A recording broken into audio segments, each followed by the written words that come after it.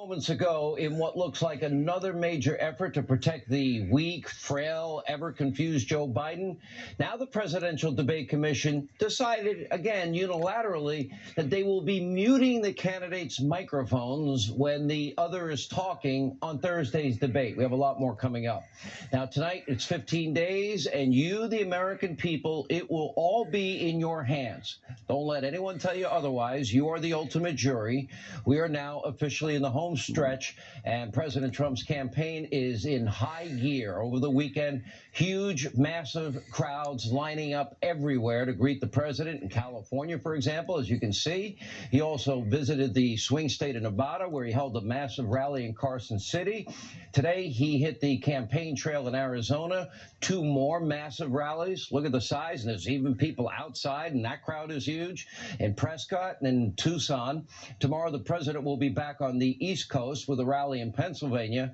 And so far, since making a speedy recovery from COVID-19, in addition to what we already mentioned, this president has had rallies in Sanford, Florida, Johnston, Pennsylvania, Des Moines, Iowa, Greenville, North Carolina, also outside of Orlando in Florida, Macon, Georgia, northern Minnesota, and Janesville, Wisconsin. It's safe to say Donald Trump is working hard, crisscrossing the country at a rapid pace. Meanwhile, his geriatric, weak, frail, cognitively struggling opponent is noticeably missing in action. This should now alarm every American. This has never happened in the history of presidential politics, where one guy spends the entire campaign 15 days out of an election deciding to take a 4-day vacation after he only worked one day and then had another day off. Joe Biden is not crisscrossing the country. He's not campaigning. He barely is hosting any events at all. Earlier today, his campaign tweeted, "Joe Biden will work every day to bind up our wounds and bring this country back together." Oh, bumper stickers, slogans. Great. Meaningless. That is, unless you count today or tomorrow or the next day or the day after that, because the Biden campaign has 0 public events scheduled for the next 3 days. And he was off Saturday, did only 1 event on Sunday. Now, if America's looking for a pathetically weak, a very lazy, a very frail, a very corrupt, and a cognitively struggling president, corrupt Joe Biden is for you. Over the weekend, he was forced to answer at least 2 whole questions from the media mob, including this really hard-hitting question about what's his favorite shake. What kind of shake did you get, Mr. Vice President? What was it? Take a look. We got everybody milkshakes, didn't we? Yes, sir. Got everybody? Get her in the car, sir. All right. We got him. See, look. Happy milkshake. We got 1 vanilla, 1 chocolate, but I wanted to get what we call black and white, but we're going to move it. In other words, we're going to split it. We got 1 vanilla and chocolate, huh? Needs some energy. Of course, Joe doesn't seem to mind stupid, pointless questions like that, but don't dare ask him a legitimate question about a real issue like the real corruption allegations that are now getting louder by the hour, swirling around his zero-experience son who made millions and millions and millions while his dad was VP, capitalizing off that position. Take a look.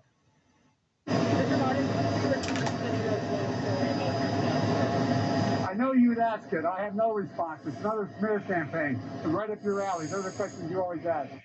It's a smear campaign. What are you, a junkie, man? You a junkie? Oh, sorry. I'm acting like Joe. Notice Biden has lashed out at the CBS reporter, accused him of participating in a smear campaign just for asking a question.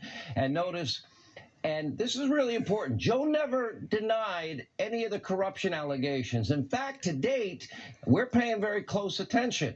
Despite multiple official and unofficial statements, the Biden campaign has never once directly and unequivocally denied that zero-experience Hunter Biden offered special access to the Obama White House in exchange for what he made in terms of millions and millions and millions of dollars. Imagine if his last name was Trump.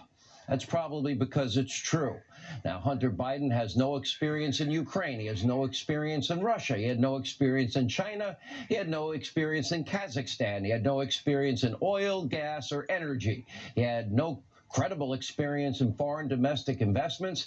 Yet, when his father was the vice president, zero experience Hunter somehow received massive consulting fees, millions of dollars from sketchy foreign nationals in all of these countries, every single one of them.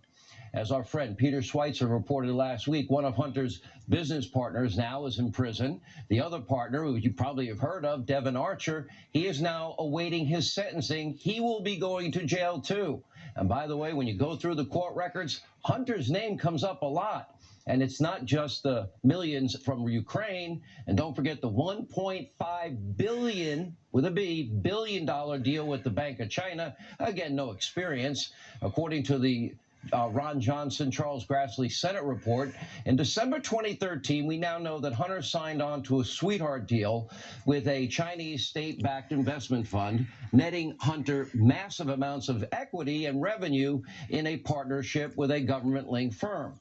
Now, that was 10 days after Hunter Biden flew with his father aboard Air Force Two in a trip to China. And breaking tonight, Fox News has corroborated a May 2017 email thread that discussed a payout from a Chinese investment with equity distributions to, quote, H. We believe that's probably Hunter, and more equity, quote, held by H for the big guy. Now, sources are telling Fox News tonight that the big guy would be quid pro quo Joe Biden, the vice president then at the time himself. So, Joe, now you have to answer a very simple question. Is it true? Are you the big guy in this big deal that your zero experience son was making all this money on? Is there equity in a Chinese investment fund earmarked for you? Maybe that's why you didn't want to support the travel ban that you called hysterical, xenophobic, and fear-mongering. Were you profiting off your son's business dealings when he had no experience before, during, or after your vice presidency? What do you have to say about the $3.5 million wire transfer from the corrupt Russian oligarch? Remember the First Lady of Moscow? That went to zero experience Hunter. Did you take a cut of that? And why did Joe Biden lie in the first debate? And where is the media not asking any questions about it and allowing Joe Biden, 15 days out of an election, to take another 4-day vacation? What about April 2014, a payout that he got from a Kazakh oligarch?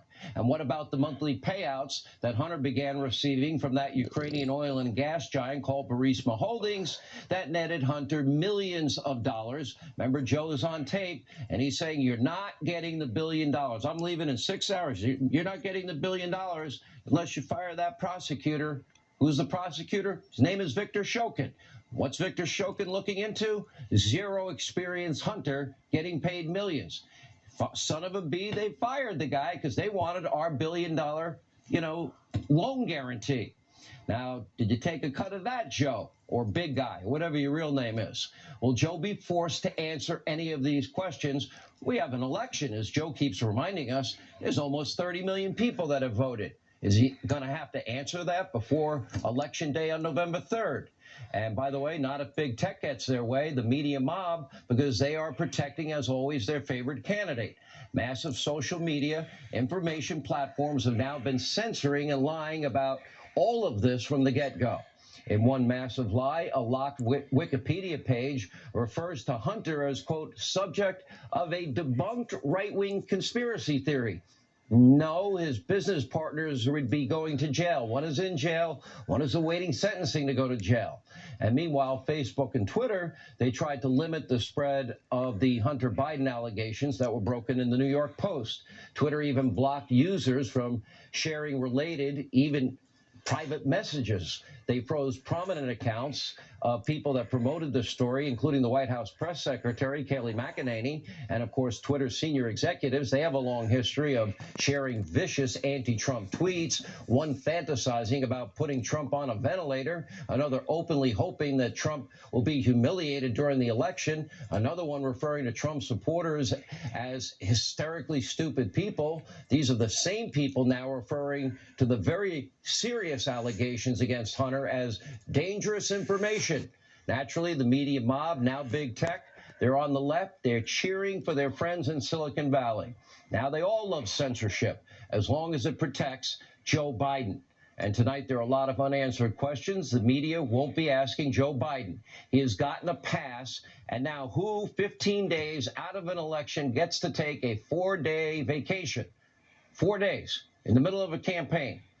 Does that not raise questions, eyebrows? How does he get to go through a whole campaign and not be asked one question? Now, of course, we could get clarity from the FBI, which may or may not be investigating Zero Experience Hunter and these crazy business dealings.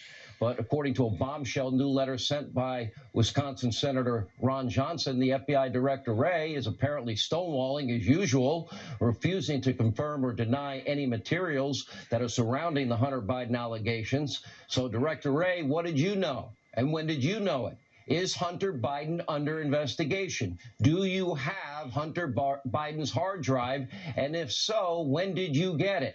Have you heard and do you have this evidence, and did you have it during the time of the corrupt impeachment?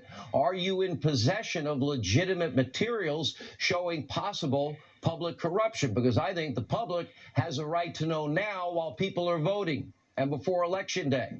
Here with more, Senate Homeland Security.